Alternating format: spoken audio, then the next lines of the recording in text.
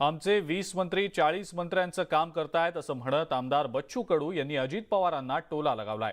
9 महिन्यात बाळ जन्माला येतं, मात्र शिंदे फडणवीस सरकारला 7 महिने पूर्ण झाले तरी देखील मंत्रिमंडळ विस्तार झालेला नाही अशी टीका विरोधी पक्षनेते अजित पवारांनी केली होती। यावर आमदार बच्चू कडू यांनी अमरावतीमध्ये ही प्रतिक्रिया दिली आहे। विस्तार जरी झाला नाही तरी कामकाज काही कमी झालेलं नाही। मागच्या सरकारमध्ये विस्तार तर झाला, मात्र कामच झालं नाही असा पलटवार सुद्धा बच्चू कडू यांनी केलाय।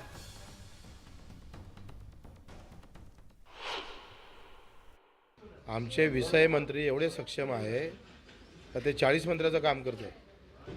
त्याच्यानं आमच्या मंत्र्याचं तुम्ही एकंदरीत कामकाज पाहिलं पाहिजे आणि म्हणून ते 20 मंत्री आमचे सक्षम आहे, ते 40 मंत्र्या एवढं काम तेवढ्या स्पीडनं करत आहे। कामकाजाबाबतीत टीका असेल तर आम्हाला सांगा, का हे काम झालं नाही, या मंत्र्याकडे हे फाईल अटकली आहे, असं असेल तर विस्ताराची गरज आहे ना। त्याच्यानं आम्ही सक्षम असताना विस्ताराचा विषय मला वाटतं कोणी काढायची गरज नाही। मुख्यमंत्री एकनाथ शिंदे यांची पत्रकार परिषद सध्या सुरू होती, आपण थेट जाऊया तिकडे। त्याची व्याप्ती आल्यानंतर मला पाहायला मिळाली। स्वामीजींच्या मार्गदर्शनाखाली हा पंचमहाभूत लोकोत्सव होतोय।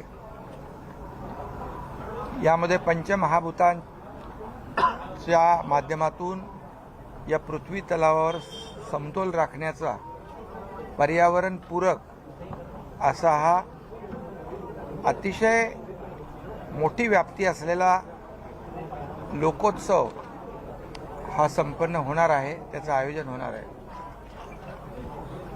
अग्नी, जल, वायू, आकाश, पृथ्वी ही पंचमहाभूतं आणि त्याच्यावर आधारित या कार्यक्रमाची संकल्पना आणि आयोजन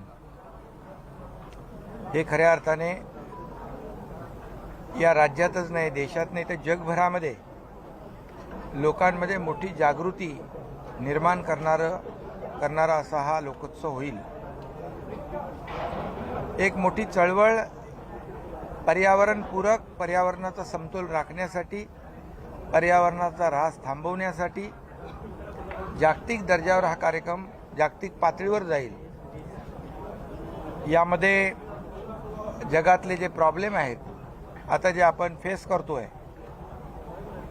क्लायमेट चेंज, ग्लोबल वॉर्मिंग, अतिवृष्टी, अवकाळी पाऊस, लँडस्लायडिंग, ग्लेशियर देखील वितळायला लागलेत, समुद्राची पाण्याची लेवल वाढती आहे। हे सगळं जे आहे हे भविष्यामध्ये मोठा धोका जो आहे या संपूर्ण पृथ्वी तलावर आपल्याला जवळ येताना दिसतोय। पुढची आणखीन एक महत्त्वाची बातमी